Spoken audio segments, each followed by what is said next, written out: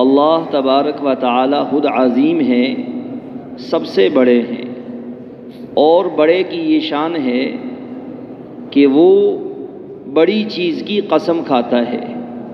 تو اللہ تبارک و تعالی نے قرآن مجید کے اندر بہت بڑی بڑی چیزوں کی قسمیں کھائی ہیں، یعنی اللہ کی شان بہت بلند ہے، اور اللہ تبارک و تعالی کی بلند شان کا یہ تقاضا ہے کہ اللہ تبارک و تعالی قسمیں بھی بڑی کھائیں۔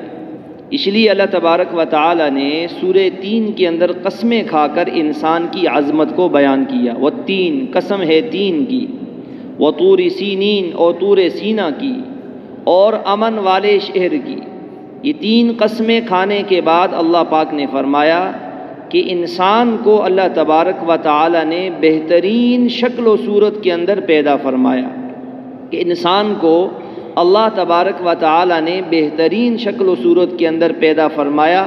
پھر اللہ تبارک و تعالی اس انسان کو واپس کرے گا۔ وہ لوگ جو ایمان لائے، نیک اعمال کرتے رہے، ان کے لیے نہ ختم ہونے والا اجر ہے۔ اور اسی طرح اللہ تبارک و تعالی کی ذات عزیز ہے، عزت والی ذات ہے۔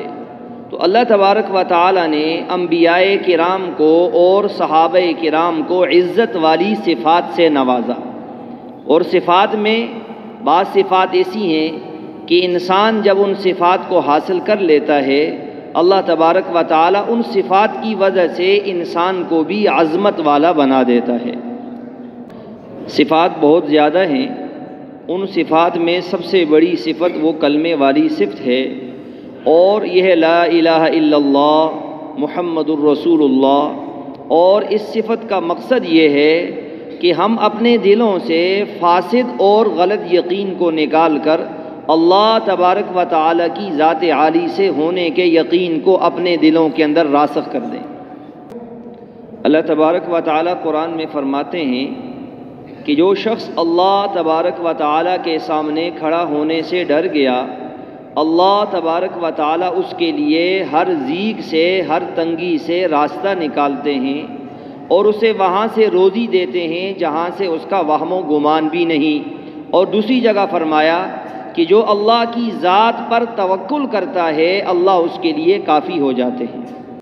حضور اکرم صلی اللہ علیہ وسلم کا فرمان ہے، اگر تم انسان اللہ کی ذات پر ایسا توکل کرو جیسے کہ اس پر توکل کرنے کا حق ہے، تو اللہ تبارک و تعالی آپ کو ویسے ہی پالے گا جیسا اللہ پرندوں کو پالتا ہے، کہ صبح اپنے گھونسلوں سے خالی پیٹ نکلتے ہیں، شام کو جب گھونسلوں کو لوٹتے ہیں تو ان کے پیٹ بھرے ہوئے ہوتے ہیں۔ جب حضور اکرم صلی اللہ علیہ وسلم کو اللہ تبارک و تعالی نے مکہ سے ہجرت کرنے کا حکم دیا، تو حضور اکرم صلی اللہ علیہ وسلم نے اس رات اپنے بستر پر حضرت علی بن ابی طالب رضی اللہ تعالی عنہ کو سلایا۔ اس لیے سلایا کہ حضور اکرم صلی اللہ علیہ وسلم صادق اور امین تھے، لوگ آپ کے پاس اپنی امانتیں رکھتے تھے۔ آپ نے اس لیے سلایا تاکہ صبح کو لوگوں کی امانتیں انہیں لوٹا کر ہمارے پاس آ جائیں۔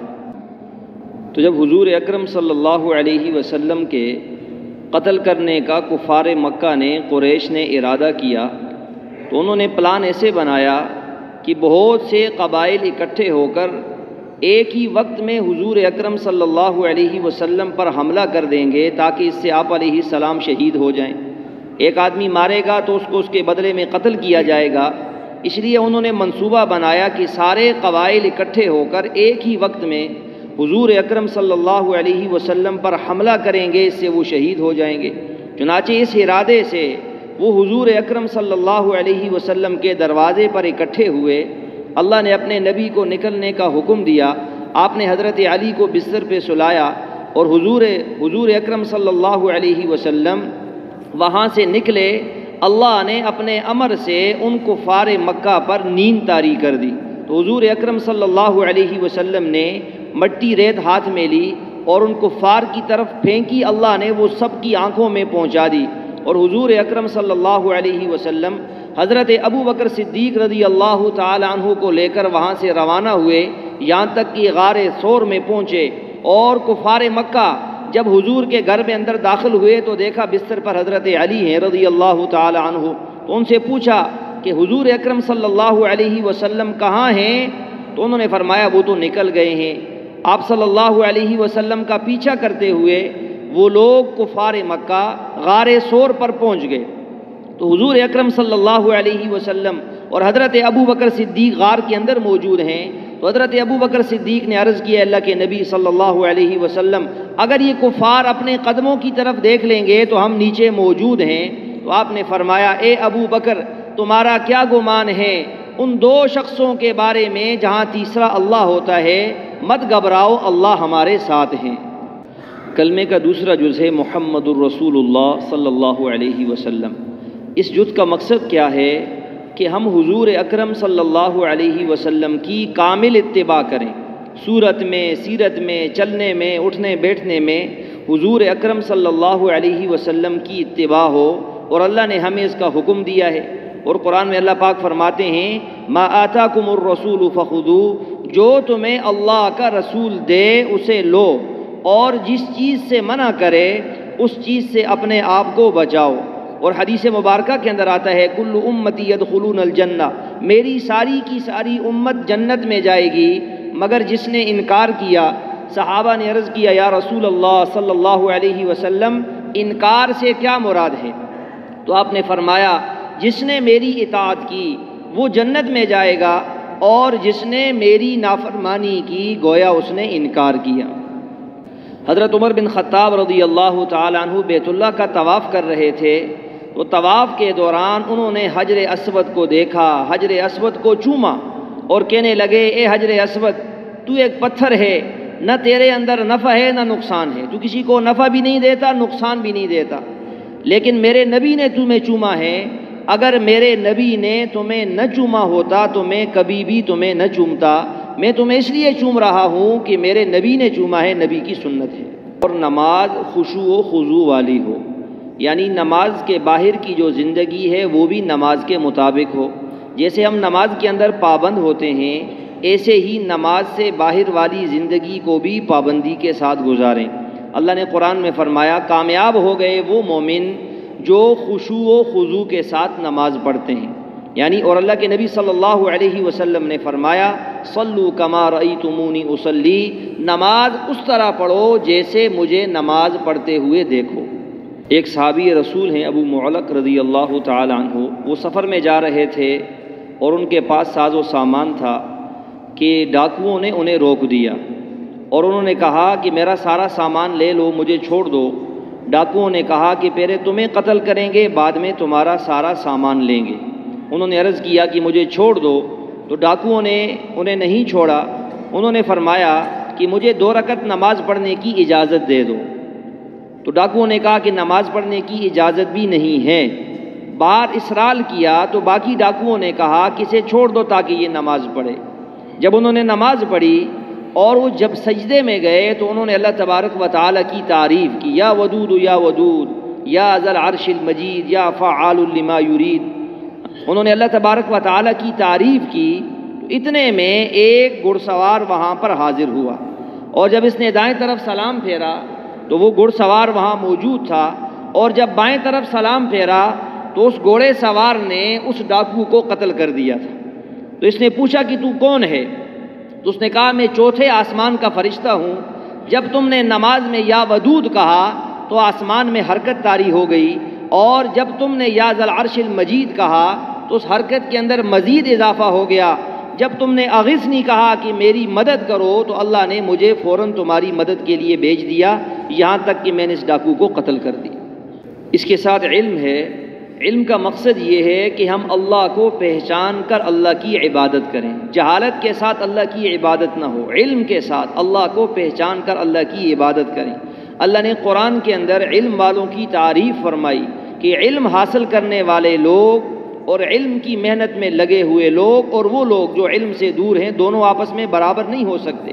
اور حدیث مبارکہ کے اندر فرمایا کہ جو شخص علم کا راستہ اختیار کرتا ہے اللہ تبارک و تعالی اس کے لیے جنت کا راستہ آسان فرما دیتے ہیں۔ تو تعلیم کی اہمیت بتائی کہ حضور اکرم صلی اللہ علیہ وسلم ایک مرتبہ ممبر پر تشریف فرما تھے خطبے کے لیے، ایک صحابی آئے دیہاتی، انہوں نے آ کر عرض کیا یا رسول اللہ صلی اللہ علیہ وسلم مجھے شریعت کا کچھ علم سکھا دیجئے۔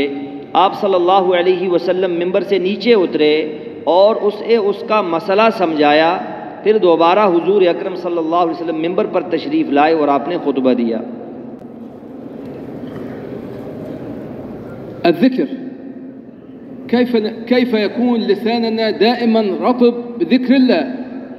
قال الله تعالى: ألا بذكر الله تطمئن القلوب. وقال رسول الله صلى الله عليه وسلم: كلمتان خفيفتان على اللسان ثقيلتان في الميزان حبيبتان إلى الرحمن، سبحان الله وبحمده سبحان الله العظيم۔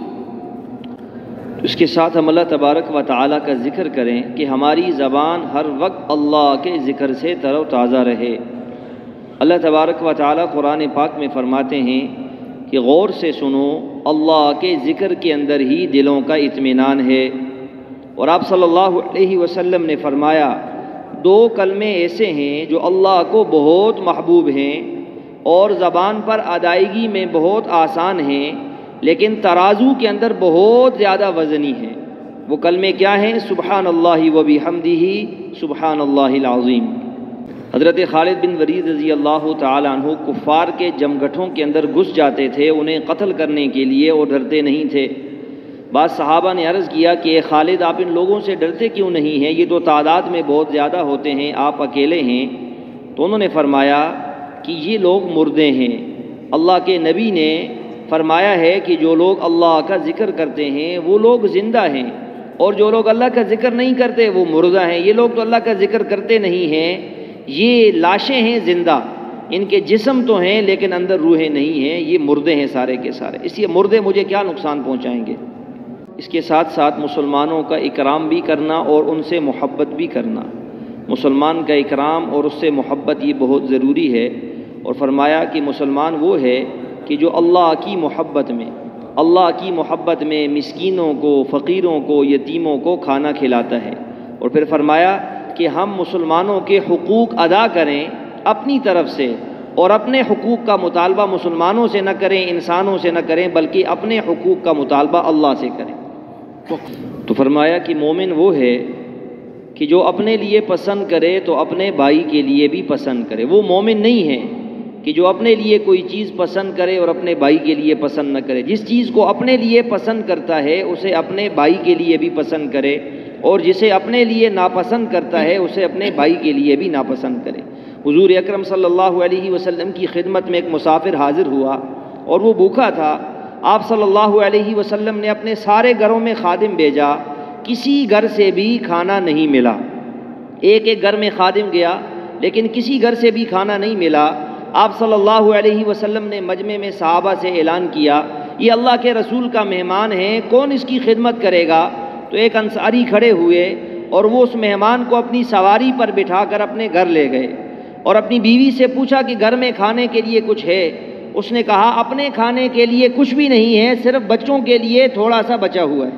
اپنے لیے کچھ نہیں ہے، بچوں کے لیے ہے۔ تو کہنے لگے بچوں کو کھلاؤ، بچوں کو تھوڑا سا چیزوں کے ساتھ کھلاؤ اور انہیں بہلا کر سلا دو۔ جب بچے سو جائیں تو پھر وہ جو بچوں کا کھانا ہے وہ مہمان کے سامنے پیش کرو۔ اور پھر مزید کہنے لگے کہ جب مہمان کھانے کے لیے بیٹھ جائے تو چراغ کو ٹھیک کرنے کے بہانے سے بجھا دینا، تاکہ وہ یہ محسوس نہ کرے کہ یہ لوگ بھی بھوکے ہیں۔ تو بیوی نے ایسے ہی کیا، اور دونوں میاں بیوی اور بچوں نے بھوک کی حالت میں رات گزار دی۔ صبح کو حضور اکرم صلی اللہ علیہ وسلم کی خدمت میں حاضر ہوئے، قصہ بیان نہیں کیا، اللہ نے وحی کے ذریعے سے بتا دیا۔ تو آپ نے فرمایا تمہارے رات کا مہمان کے ساتھ کیا ہوا عمل اللہ کو بہت پسند آیا، اللہ نے اس پر تمہارے لیے جنت کا وعدہ کر دیا۔ تو اس کے ساتھ 5واں نمبر اخلاصی نیت کا ہے کہ ہر نیک عمل خالصتاً اللہ کی رضا کے لیے کریں۔